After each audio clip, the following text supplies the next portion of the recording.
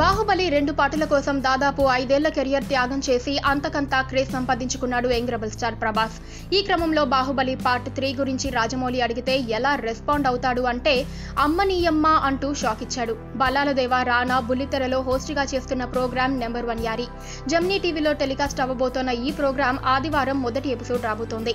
Episode guest గా Baahubali creator, Telugu సినిమాను చరిత్రలో నిలిచిపోయేలా చేసిన దర్శకధీరుడు రాజమౌళి వచ్చాడు.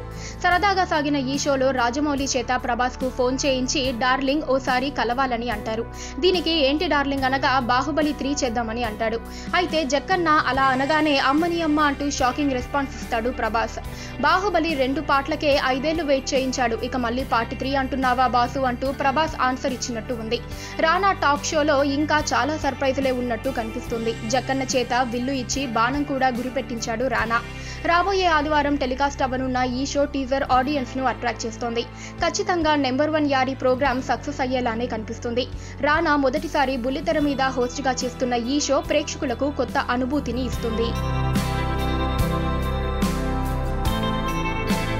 పక్కనే ఒక గంట సింబల్ కనిపిస్తుంది కదా, దాన్ని నొక్కారనుకోండి మేం చేసే వీడియో అప్డేట్స్, నోటిఫికేషన్స్ అన్నిటితో మీ డివైస్ లో వాలిపోతాం.